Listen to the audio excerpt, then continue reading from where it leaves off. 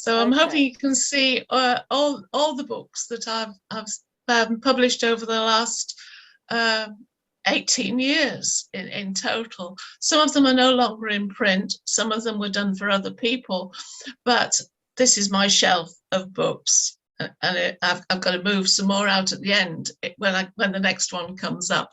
But I just wanted to introduce you to Saturday Night Press publications. Saturday Night Press was coined by Tom in 1988 when he wrote his first little yellow book called Visits by Our Friends from the Other Side. And when he wanted an ISBN number, he had to think of a company name. And so he named it after the circle, his mum's circle, back in the 40s and 50s, which was known as the Saturday Night Club. And so he called it Saturday Night Press. But SNP really stood for the Scottish National Party. So we added publications to it when we did a DVD and a CD as well. And so that's why we have SNPP. But that also now, apparently if you go on the web, still stands for something else, but something about survival, I think. But anyway, this is my life, my total work now. And as I say, it started first of all with this small book, The Visits by Our Friends, and then we introduced the Visitors from the Other Side, the DVD in 1995, when his daughter said, "Dad, you're not going to be here forever, and you ought to make a video." He said, "Make a video? How on earth do we do that?" But he happened to speak to a college lecturer up in Wakefield who said, "Oh yes, I make videos for the technical college." And so the journey started, and we were guided along the way, and it's still in production, but it is also now out on YouTube. And in fact, Luis in Brazil actually contacted me, and he's put it out on his website with Portuguese subtitles. So it's amazing. It is worldwide. And then in the year later, we got his the 7-inch reel cassette tape changed into a cassette, the Christmas Party Sitting.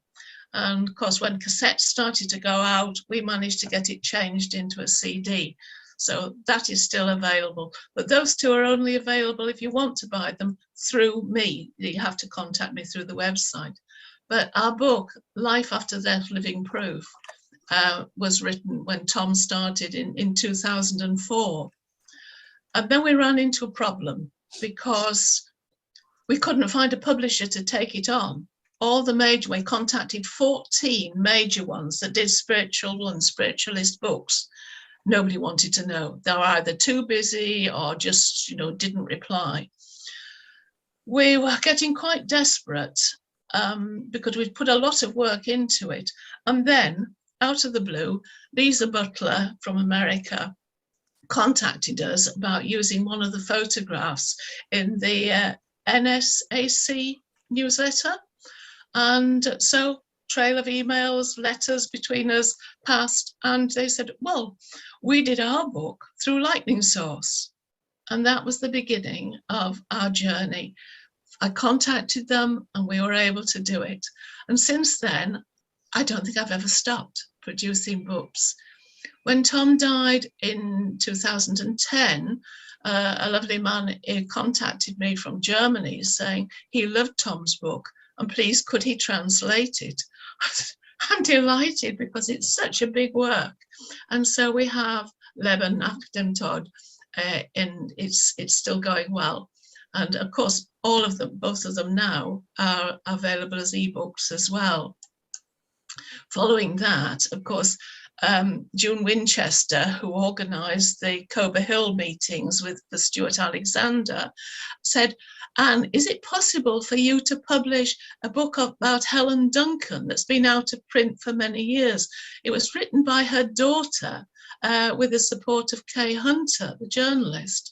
And I said, well, yes, if you can get me a copy. Well, they did photocopy their copy. But when I got back to Spain after the holiday, I found that there was an actual physical copy in the library at the centre we used to go to. And it was on loan from one of the people at the centre.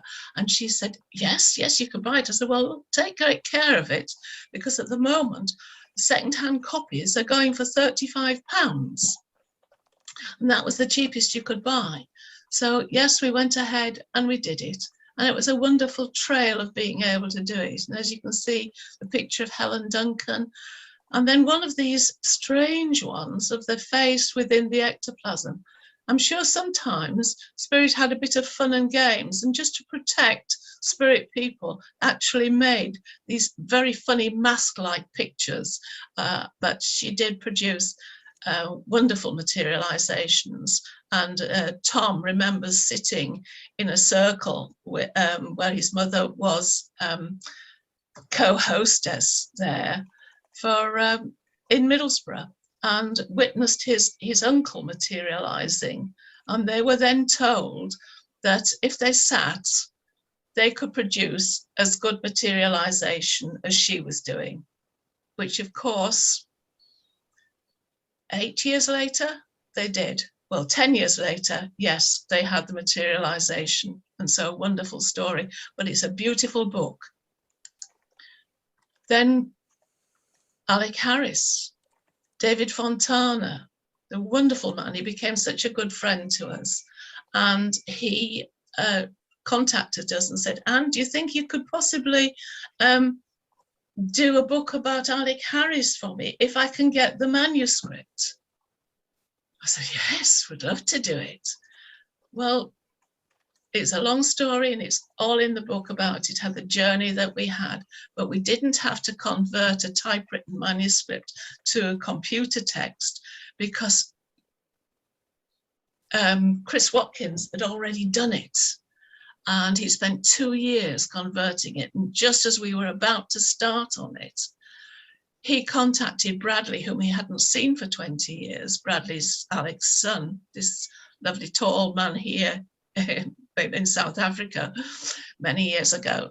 And he contacted him and said, I've done your mother's manuscript into computer text. You know, if you want to publish it. Well, he immediately forwarded it to David, and we got underway. But we were able to go and visit Bradley in Caerphilly and make that wonderful contact. And I persuaded him to find family photos to illustrate the book.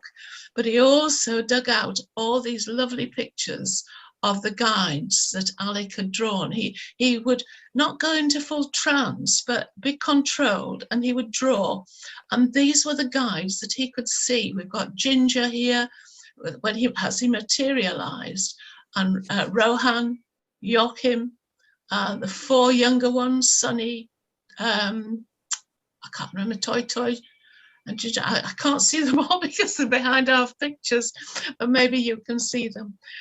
And their stories and their communications, but it was originally put out as They Walked Among Us. And Maurice Barbanel only chose really most of the physical phenomena and physical materializations that happened. He didn't cover all the beautiful healing and the story of the life behind it, really to keep books small and affordable. But Bradley and Anthony were so happy that we were able to get the whole book out just as his mother had recalled it. But apparently there are many, many more stories that weren't recorded, that some of them that they remember throughout their lives, particularly when they moved to South Africa. But it's a beautiful, beautiful book. We go on then to Faces of the Living Dead. A marvelous, marvelous artist. He was a journalist. He was clairvoyant and clairaudient, and he moved from Ireland to London. And in his work as a medium, he would suddenly find a spirit speaking to him, and he could see them as well. And they would give him a telephone number and say, ring this person and tell them so and so and so and so. And he would. very often while he was speaking, he would be drawing. And the persons it was for would not see it until they went to see him and took along a photograph then as well and compare it. And these are just some of the comparisons. You can see here a lady and her in-life photo, how alike they are.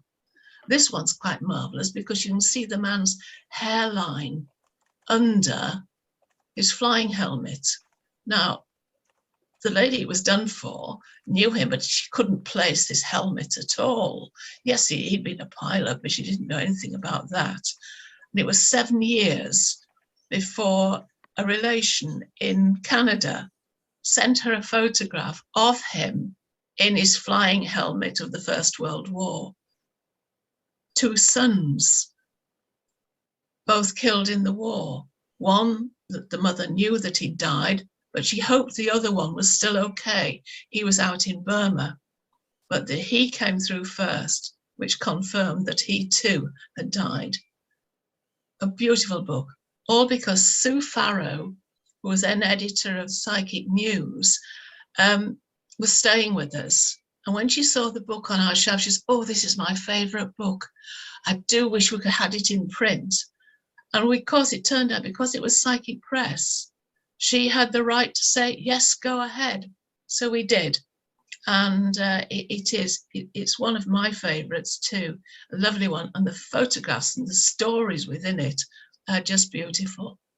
That came out in 2010. Moving on, another one, again, Violet Eccles, Melbourne resident now from Liverpool, did a talk at Cober Hill at one of the Stuart Alexander weekends. And she gave this lovely talk about this place called Pinewoods, set in Newstead Abbey near Nottingham. And the land around the abbey was really, after the war, free for anybody to go and build on. Now, Isa was a brilliant healer, and she did so much good. There were so many people, particularly servicemen, who benefited from her healing, that they set to work, cleared the land, and built this little church.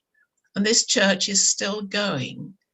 The proceeds from the sale of the book go to help keep that going. Now, when I went to see it, the drive was all broken, a bit of mud, a bit of paving, a pathway up. But the profits have gone now for them to be able to hard surface the whole of the land around it. So that's how I can help, by having these books out for people to buy. Profit that's made from them goes to support it, and it can still do it now. And Isa, no relation to Ivy Northridge. She's only Northridge by marriage.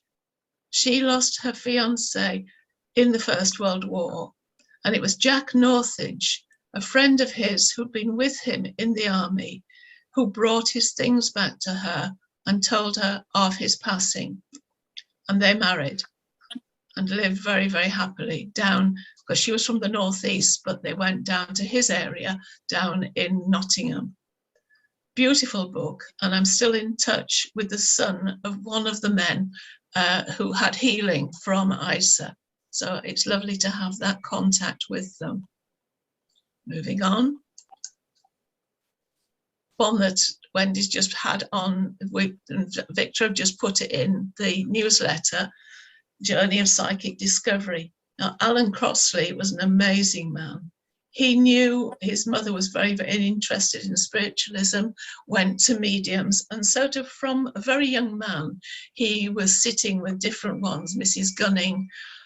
He sat with Helen Duncan a good number of times, and has written about her quite a lot.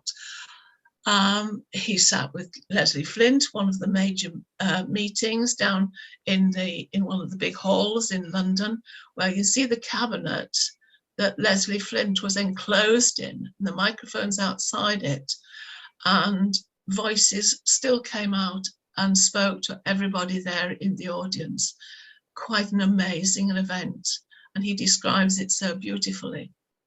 The strange thing about this book was that I had one of the original books, which is his little paperback, which this one then developed and went further with. But when I came to read it and to set it up, I realized that there were some errors in it, and that the description of the battleship that had sunk and the sailor came back with his hatband on, Alan had said it was the Hood. Now, she did describe the sinking of the Hood. She did say that long before even the Admiralty didn't know that the Hood had sunk when she was let it out. And that was one of the things that alerted them to, she's quite a dangerous woman, and they kept an eye on her. But then, of course, later, when the Barham sank, the sailor came back with the hatband, and this was one of the big ones. Now, Alan got the two slightly mixed, and I was worried because I like things to be correct when they go out. And I didn't know what to do about it. But I happened to go and have a day with a friend, Ray Bailey, who lived just to the north of Alicante, and he's still there. And he showed me his new seance room that he'd just set up in the basement of their new house. And while he was there, he didn't go into trance, but he started to become aware of Tom being there and gave me a long sitting, and then suddenly he said, Crossley. He said, this is Alan Crossley. Now, he knew Alan. He'd been with him at the start of the Noah's Ark Society. And so he knew who he had. And he said to him, he's saying that it's got to be right. Go ahead. And I knew immediately what he meant. I hadn't told Ray anything about it, that there were these errors in his book. But so there are publisher's notes about the corrections that I did within it. So it is quite an amazing journey. Because it doesn't specify a particular medium on the cover, is his story, and lots of different ones within it. It doesn't sell particularly well, but it is a marvelous little book. It's a good one, an introduction to things.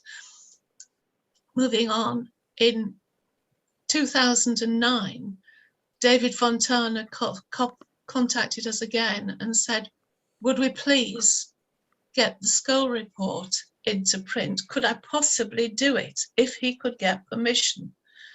Well, it took many, many months, and unfortunately, David passed before we were able to complete the negotiations. And he actually passed just 5 days before Tom did. But Tom Ruffles at the SPR and Arthur Ellison's widow took up the fight and eventually got the council to agree that we could do it. And this was the result.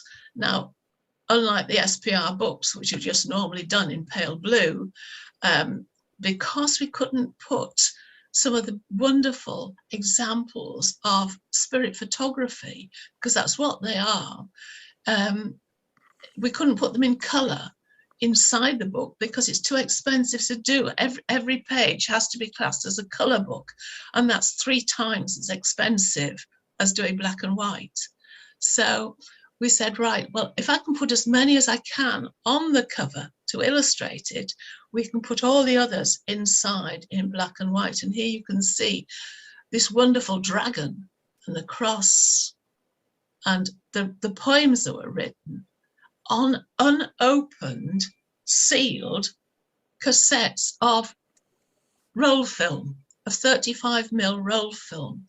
And on here, because you can see it's actually done in like red colour, and this one bright red, yellow. Now these films were not opened at any time. They were still sealed in their boxes, in their canisters.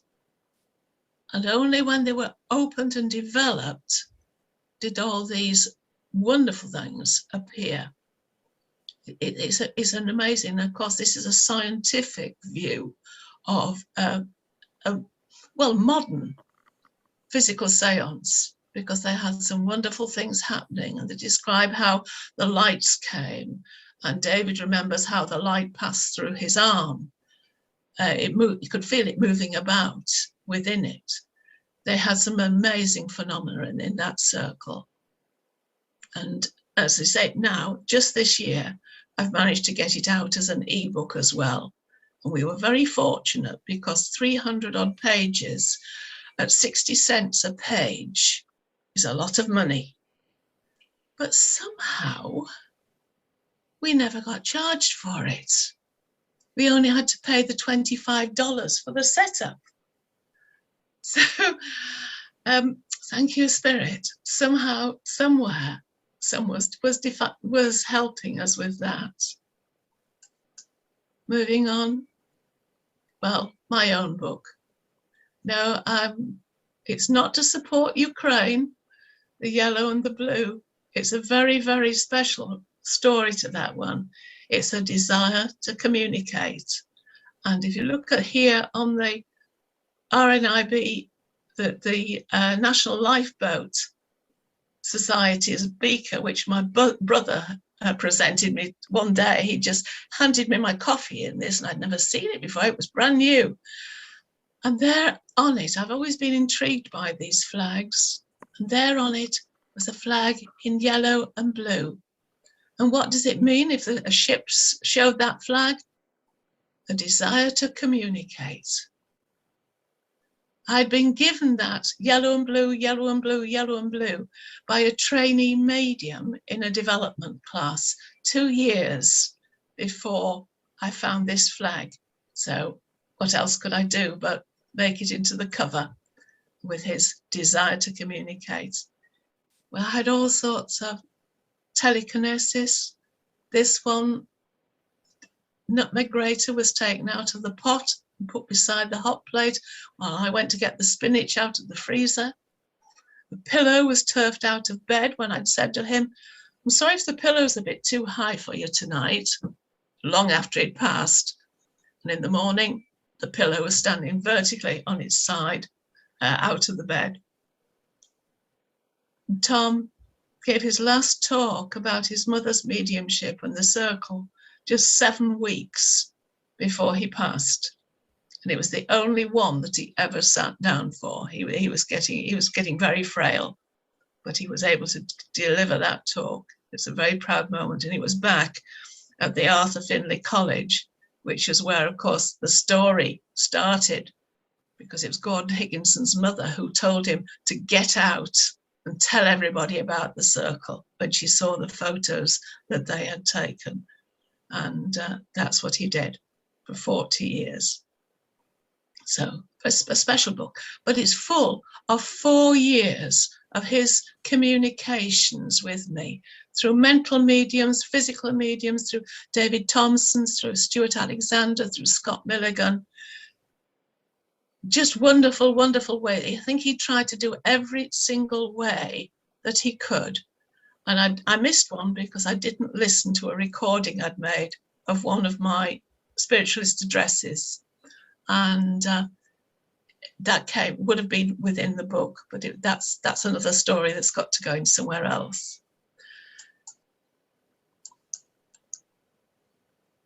Best, a lovely little book about Albert Best, very well-known medium, and a little book written by Rosalind Catanach of the London Spiritual Mission. And here's Ros with him there. The manager of the bookshop at Arthur Findlay College contacted me and said, "Anne, is there a book about Albert Best? Because people have been asking for it." And I said, "Yes, there is. But, you know, it's London Spiritual Mission. Is it not in print?" She says, "Well, people have been asking, are you able to do it?" Well, I tried to contact them, heard nothing, so went ahead and did it. But they did contact me afterwards when they saw a review in the Two Worlds, and the profits now go to support the mission. It's a lovely little book and very, very popular. whoops, keep getting the wrong one. Denzil Fairbairn bought all the old copies of the Jack Webber book from the Harry Edwards Sanctuary when they decided that they didn't want anything to do with Harry Edwards' mediumship anymore, just the healing, because they thought that the mediumship and spiritualism was putting people off from going for healing, and they wanted to keep the sanctuary going. So Denzil bought all the old copies of the books, but he also was able to take all the photographs and records, which were actually going to go in a skip because they just wanted rid of them. So he's got a lovely archive there. But he said, when he'd sold them all, would I consider trying to get it back into print? And I said, yes. So working with the sanctuary, they were in agreement, and we were able to do not only the Jack Webber book. Denzil, by the way, is Jack Webber's nephew. His mother was his sister, Jack Webber's sister. And so he's very, very personally involved with it. But when we got that one done, Denzil also scanned for me another book by Harry Edwards of the Arnold Clare, who was a medium at the same time as Jack Webber, and actually continued, but never had any photographs taken. He didn't want to go down that road at all. But his beautiful spiritual teachings within the book is something quite special. And Jack Webber actually materialized through Arnold Clare at one of his seances. So again, profits from this one go to support the Harry Edwards Sanctuary on the healing. Soon after we got that one done, then Denzil made a start on writing his book about Jack Webber, the backstory, letters and memories from his grandmother, from the family, all the background to the Harry Edwards, how it was set up, where they lived. And this, of course, these are the actual trumpets which were used in the Jack Webber seances. But it's fascinating more because we were able to use other photographs that had not been shown in the original book. This one of the taking his shirt off, but he didn't go all the way over. When the photo was taken, it's up over his head. And when I enlarged one of them, zoomed in on it, because we'd read about him being stitched into his jacket, I could actually see that this is one where the jacket is stitched up the front. I think a large safety pin at the very bottom. But it's not on him. It has been dematerialized through him and is in front of his chest. You can see his shirt sleeves. And this is what they did frequently. It was quite an amazing thing. It is matter through matter. And it's a very, very special energy that not all mediums have. But spirits are able to do this with some of them. And this is one. But I thought I was able to show you the stitches. And this was an apport which they had years ago, and again, which Denzil remembers very, very clearly from the early days. So a lovely story, again, about the same size as the other Jack Webber one, but a lot of different stories within it. And now, some of the latest books. These have been my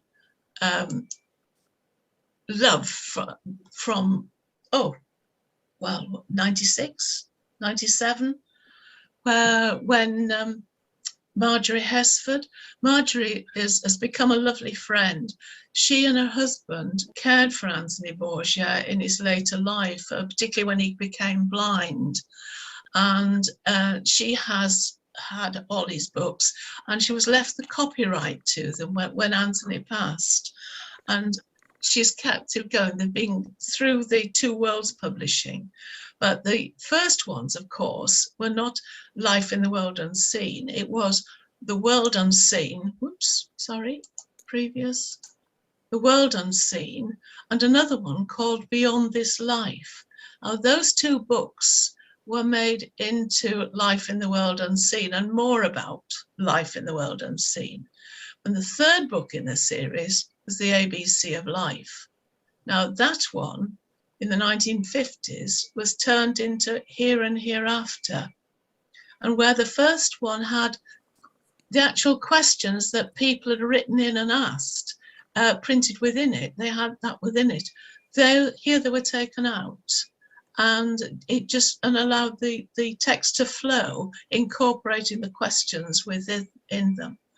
Now, it's not as well known, I think, as some of the others, but these other three, Facts, More Light, particularly deal with the way that the church has interpreted Christ's teachings and the power that they've used to control the masses, really, to control all the believers, the twists and turns and the belief of hell and all the rest of it.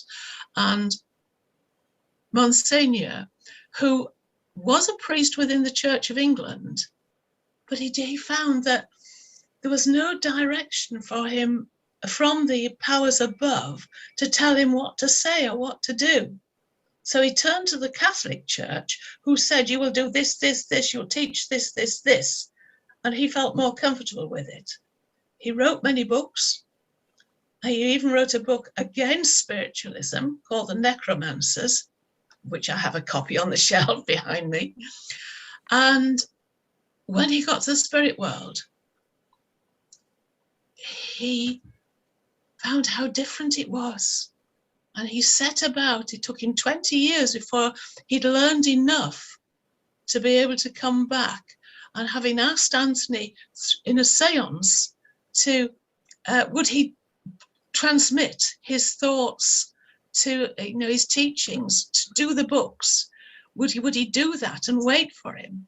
And it took 27 years before Monsignor was wise enough and knew enough to be able to transmit these books.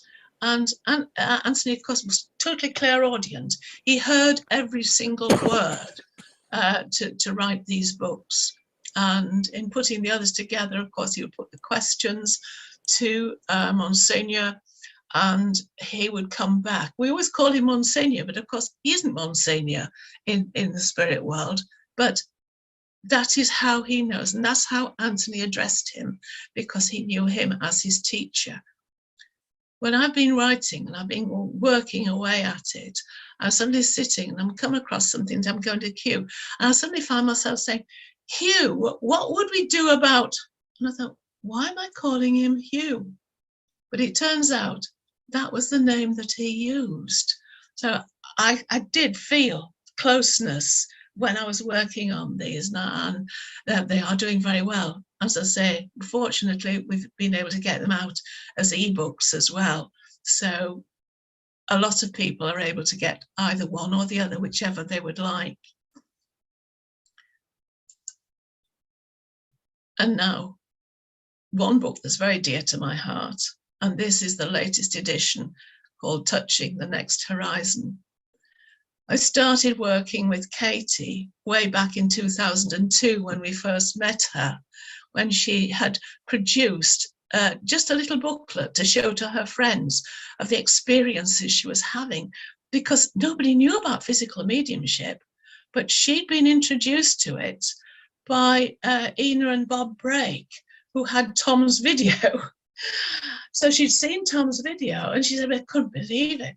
But when they got a permission for her to go to Stuart's Circle, she was just out of this world. The things that happened were just amazing. And because she is a trained artist, she's able to draw, because Spirit have not allowed, and the Circle have not allowed any photographs to be taken of the phenomena because of it disturbing, one, disturbing the medium, who gets very nervous about it, but also not allowing the phenomena to develop so well. So she draws everything. And this one of a light shining onto a materialized arm, I remember that one very clearly, because Walter did that to me. He came up alongside my right side and said, Anne, can you see my hand? Well, first of all, he had a hand, and the light was within the hand, and his fingers curled around it. And then he went back, came back again, and this time the light was shining on like a long line of stuff. I couldn't work out what it was. And then as he moved it, of course, I could see the hand as well. And he said, "It's my arm." Oh, yes. Sorry, Walter. Yes, he was. So, yes, I've witnessed most of these. Now, originally, she did 3 small books over the 10 years that she sat. And in the 10 years since, there's been more happenings. This was one of them that's happened, that Stuart's hands are on the table, the sitter's hands are on the table, and an ectoplasmic mass comes out and forms into a hand over the top of Stuart's, quite separate. And the red light, of course, comes from this table that's underneath, that this is lit from underneath with a red light. So this is something that is new. And Leslie Keane, of course, has sat with the circle, has included a lot of it in her book about her experiences, and now tunes in via iPad and Zoom to the sittings. And the iPad is turned upside down, so there's no light from it, but they're able to talk and she's able to hear what's going on. And she has had information from Spirit of how matter through matter energy is quite different that from ectoplasmic energy and doing that. So that is our latest one. And to say again, now as an ebook. And so many of my experiences, Tom's materialization, Tom's first return, are also within that book. So it's very much a special book to me, as well as the little ones. And of course, now you don't have to order the CDs to listen to the voices that are, the transcripts are included in the book, but the voices, the recordings are all online, and the details are inside the book as to how go online to get them. Now you can stream them, or you can download them at, I think it's about, I don't know whether it's about £9 for the set, or it's £1 each one, depending on what you want. But the details are all within the book. So that is a very special one. Again, because Stuart Alexander's name isn't at the top of the main title, it's not as well known and not as easily seen to be what it is. But it's very well worth having if you want to know about modern, up-to-date things that are happening. A little one I did from the wartime, 10 scientists, individuals who were experimented and sat with physical mediums. D.D. Hume tests taken from William Crookes' book. Wallace, Richet, Zollner, Mays, others in America, Oliver Lodge, their comments and excerpts from their writings are within this small book, as I say, produced in the wartime. So it's the size, and the cover is a copy of the original wartime cover that was put out by the Psychic Book Club. 2 great books, 200 and about 190 different snippets of accounts. Now, the first one, as Wendy will probably well remember, we ran into a lot of trouble because Maxine decided that everything on the internet was copyright free. And she just copied them verbatim from the reports, including a lot of Victor's. And we did run into a lot of trouble at that stage. I had to do a lot of apologising and asking permission to get and putting attribution on the different parts, working through the book again to get it all sorted out. And then the cover. trying to find all the different photographs of the different mediums and the different researchers who were included. To say, these books are divided into separate sections, whether apports or absent healing, spiritual healing, direct voice, independent direct voice. And in the second one, psychic photography, spirit art, the Bang sisters in their precipitated paintings. Amazing stories. But a good starter, if you just want to say, oh, find out about that one, find out about this one. I learned an awful lot because a lot of people I'd never heard of. Arnold Clare, of course, was one of them to start with, that I'd never even heard of him. But just to read some of the things here, of course, we can see Jack Webber on this one with the ectoplasm coming from his ears, Marjorie Crandon, different people, Harry Edwards is there, Albert Best. She just scoured everywhere. We've even got Gordon Higginson. There we have Arnold Clare at the top. Billy Hope, Arthur Conan Doyle, reports from people as well as mediums themselves. So 300 pages easily on both of them, but a lot to dip into, but very well designed. She put a lot of thought into that. Little book, delightful book. Harold Sharp, brilliant medium. Here he is sitting with Jack Webber, mostly known for his autographs, and this is one he did for Tom in the 50s. But he also was a very, very wise man and very caring for animals, and had a lot of experiences of animals when they'd passed, of seeing them, of them coming back and being able to give their owners reports of them, of visits to the spirit world, where he was aware of the wild animals being able to be free and unafraid of people. And the cover I designed myself. I have to say, that's my stepdaughter's pusscat called Charlie Brown. Delightful character. This is Jessie, my niece's dog, who'd passed. And the elephant, I don't know whether he's passed or not, but he was a photo I took in Africa. And when we startled him, he turned towards us. I'm saying, he's okay, baby. He's okay, baby. We were well inside a minibus, but he wasn't very far away. But so I had to include these as well, because I felt that represented the man. He had a monkey like that as a pet when a child. A lovely, lovely book and lovely stories. And copies have even gone to, I think one's gone to Korea, and certainly there are 2 or 3 gone to India, because all our books go worldwide.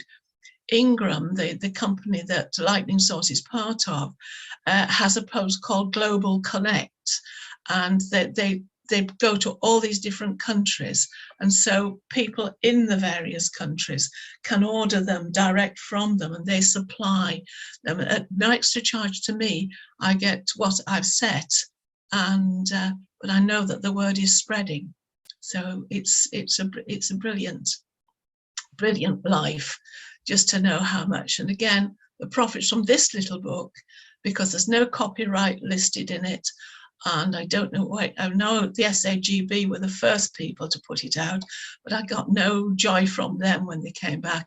So the profits go to help animal sanctuaries, PDSA, a local one, Easterly is my local one, and I support them with the money that's earned by this little book, Delight. Some 2 others, 3 others are available through the trade. No Time to Die is a wonderful story of a Dutchman who survived the concentration camps because he was married to a Jewess, and he survived it and became a great healer. He moved to England. He trained with Nan Mackenzie at the London Mission, and then settled in Norfolk and had an animal sanctuary. Kay Hunter knew him personally and worked with him on the healing. And this is her little book of his story of his life. Amazing, brave man. But again, people are put off by the swastika, but it was on the original cover and I felt I had to include it. But lovely one. Brian Gibson, the medium, part of his autobiography. And this one of Love Between Two Worlds, a story of Ina and Bob Bragg, who were Katie's mentors. Two other very specialist books, Philosophy, translated from the Norwegian, Philosophy, Consciousness and Culture, a deep book, but for the scholarly one amongst you, well worth reading. And finally, this one, Gerald O'Hara's book, done as a special commemorative book for the centre down in Sarasota, known as the Shrine of the Master originally, now called Sarasota Centre of Light, founded by Dorothy and Russell Flexer. And that's his quotations from them and their story. That's still available. Again, not a big seller, but it is. I'm keeping it going. So it's an honour to be able to do things like that. My last one, my own little book of poems and prayers, with my own drawings in, writings that are from, I know, from my soul, but also from spirit. Sometimes the one that's on the screen you can see is one that just came, the little cyclamen, and those are they that I kept on my back doorstep. The little visitor, the little wild bird that only came in the winter time, came down from the mountains in Spain, and he would come to my bird table. He came for about 4 years before I think he must have died, and I saw him no more. But he was lovely to see. I knew it was he because he would come to the back door and sit on the corner of the house where there was a piece sticking out and tweet at me, and then I would see him on the bird table. Special things, special little stories, special little memories and poems that I will be given to do as a reading for when I was chairing the service. So again, charity benefits from any sales. But it was lovely writing it, and it's a consolation as well, because he was working through grief into serenity, into a pleasure of life. All right? And I would just say thank you very much for listening.